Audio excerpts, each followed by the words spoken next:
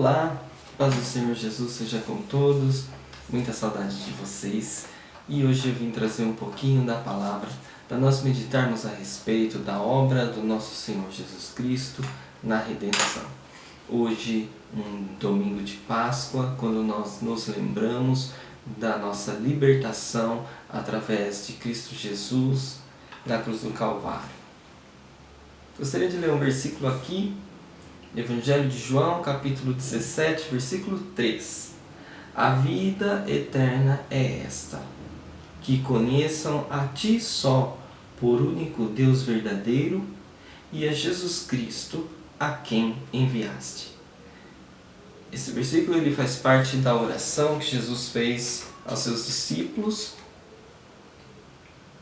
quando ele está apresentando ao Pai os seus seguidores, e ele intercede ainda por aqueles que haveriam de vir a seguir a Cristo.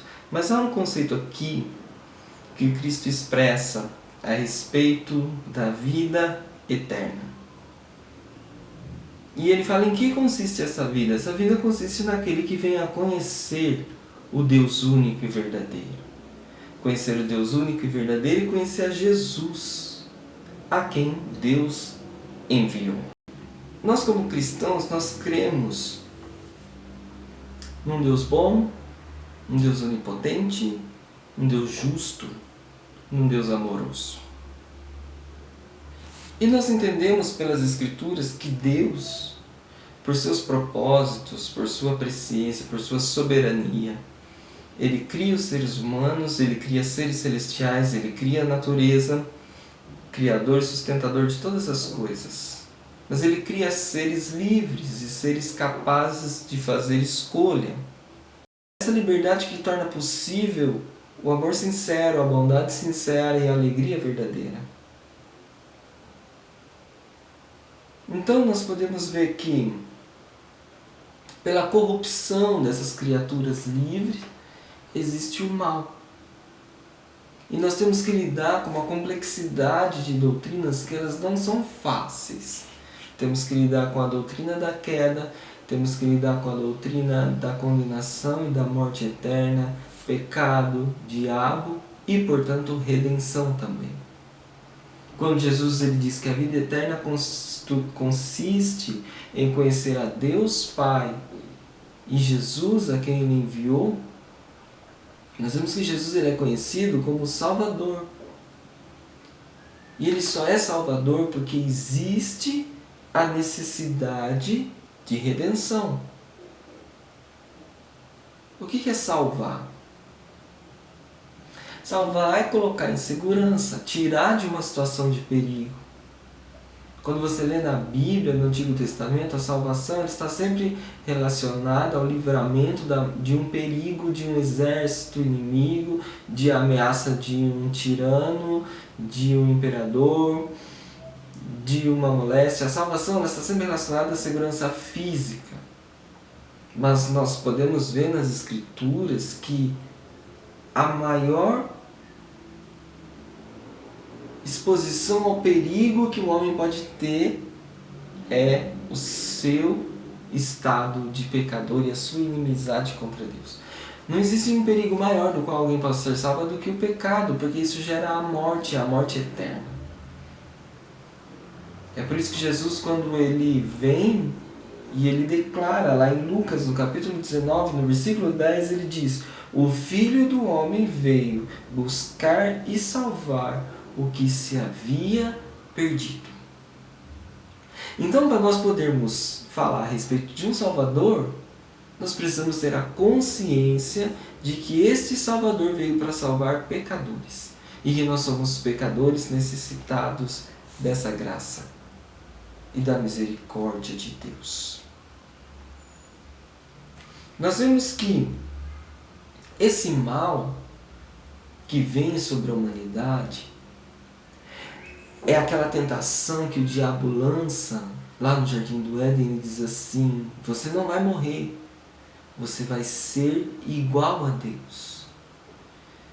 E a partir de então a humanidade ela caminha se afastando de Deus e trazendo para si sua autossuficiência, buscando a felicidade em si próprio, buscando a solução em si próprio. A gente vê que esse mal ele permeia a mente humana de forma que, além de qualquer poder que possa ser instituído, além de qualquer sistema de governo, qualquer ideologia dominante, você pode ver a história das civilizações, das instituições. Sempre há a fatalidade do egoísmo, da ânsia por poder, da busca em dominar e oprimir. E isso não é inerente à ideologia, ao sistema. Isso é inerente ao egoísmo, à maldade que está dentro do ser humano. E é esse ser humano que precisa de arrependimento. Voltar-se para Deus é arrepender-se. Não existe o voltar-se para Deus sem arrepender-se, porque arrepender-se é mudar de rumo, mudar de direção, mudar de caminho. Nós vemos no Evangelho de Mateus, no capítulo de número 4, versículo de número 17, nós vemos Jesus começou a pregar dizendo: arrependei-vos, porque é chegado o reino dos céus. O arrependimento se faz necessário porque o ser humano ele desonrou suas alianças com Deus. O ser humano ele não dá ouvido nem à própria consciência que Deus lhe dá. Ele quebrou as suas alianças, mas Deus ele já tinha preparado o Cordeiro desde antes da fundação do mundo.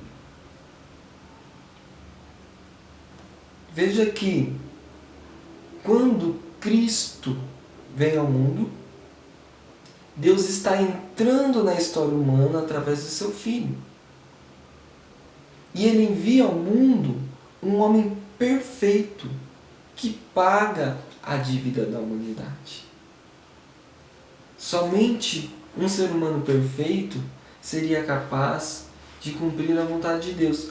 Aí nós podemos dizer, mas então é fácil para Jesus cumprir a vontade de Deus? Porque Ele é divino, Ele é Deus. Sim, Ele é Deus. E é exatamente aí que está o grande valor da obra da redenção. Veja que quando surge entre os judeus um homem dizendo que tem autoridade para perdoar pecados, um homem que diz assim, eu e o Pai somos um, Evangelho de João capítulo 10, versículo 30, um homem que diz assim, aquele que me aborrece, aborrece também a meu Pai que me enviou. Quando a gente vê os judeus lá no capítulo 5 de João, versículo de número 18, diz assim, por isso os judeus tentavam mais ainda matá-lo. Não só porque quebrava o sábado, mas também se dizia que Deus era seu próprio Pai, fazendo-se igual a Deus. C.S. Lewis ele diz, em Cristianismo Puro e Simples, dica de leitura, que um homem que surgisse em Israel falando o que Jesus falava, ele não pretendia ser um sábio, ele não pretendia ser um grande mestre humano. Ou ele era louco, ou ele era pior que um louco, um demônio, ou ele era e é Deus. Não cabe a opção de dizer que ele é um homem sábio, porque ele dizia ser filho do próprio Deus. Ele dizia ser semelhante a Deus Pai, ele dizia ter autoridade de perdoar pecados. E no contexto judaico, ninguém diria essas coisas. Diferente de uma cultura panteísta, onde as pessoas poderiam dizer que elas eram parte de Deus, que elas eram uma com Deus. O Deus de Israel era o Deus externo à natureza, era o Deus criador, o dominador, sustentador. E aí vem um homem dizendo que é esse Deus. Sim. E aí, de alguma forma, a morte de Cristo nos traz a reconciliação com Deus. E ela dá ao ser humano a possibilidade de um recomeço. Existem muitas doutrinas a respeito de como isso acontece.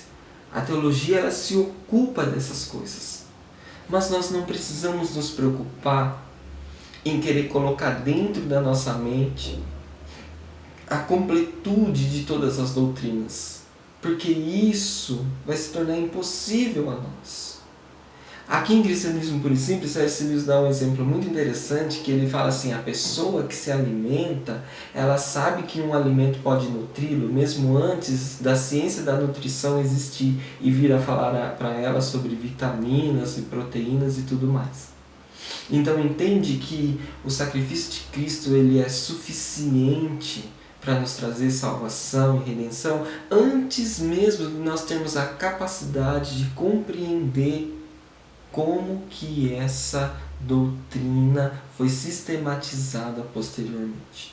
Então Cristo ele é para ser crido, ele é para ser aceito, ele é para ser recebido. E ele é recebido como aquele que tem o bem que nós precisávamos para pagar a nossa dívida. Aquele com quem nós tínhamos a dívida e aquele que tem o recurso para quitar essa dívida. Arrependimento não é fácil. Arrependimento ele é doloroso, é um tipo de morte, é uma negação de nós mesmos, é um voltar atrás. Para arrepender-se, precisamos ser bons. Mas quem é bom não precisa de arrependimento. É por isso que vem Cristo. Através de Cristo, Deus nos oferece essa bondade. E a graça nos é oferecida nesse momento. Quando nós ouvimos a palavra de Deus, o Evangelho de Jesus Cristo. Quando Paulo escreve aos Coríntios, segunda carta, capítulo 5, versículo 14, ele diz: pois o amor de Cristo nos constrange, porque julgamos assim, se um morreu por todos, logo todos morreram. Paulo ele está dizendo, o constrangimento que o amor de Cristo nos traz é ele morre por nós. Diante disso, o que eu posso fazer é considerar-me morto também. Então vem Cristo para morrer essa morte que nós não temos capacidade de morrer. E através dele, nós também recebemos essa misericórdia e esse perdão. Assim, o sofrimento e a morte perfeita, ela foi cumprida em Cristo Jesus. Não importa o que venhamos a viver, nós temos que nos entregar a esse Deus em qualquer situação.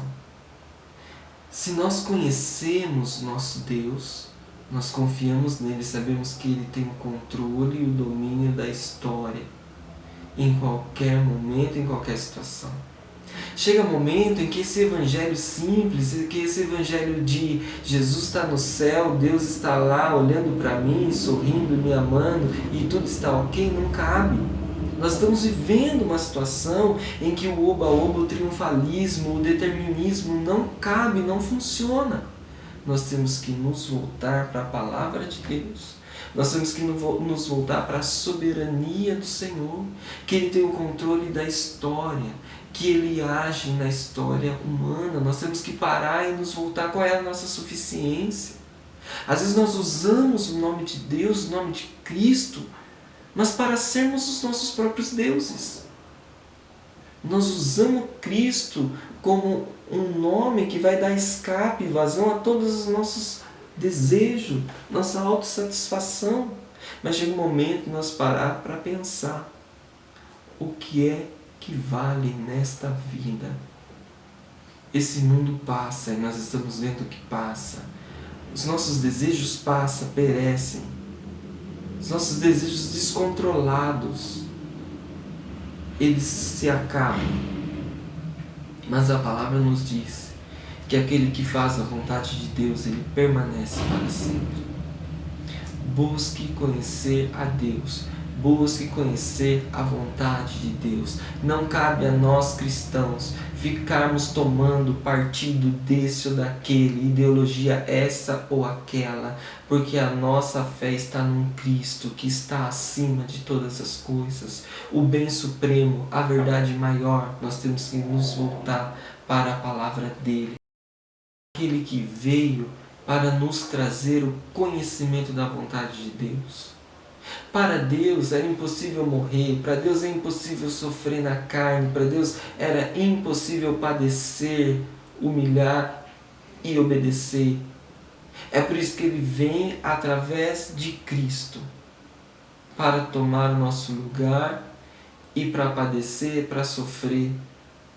E Ele vem fazer isso como Deus, para nos ensinar que nós também temos que nos oferecer, dar a outra face, nos humilhar e trazer para este mundo a luz que eles precisam.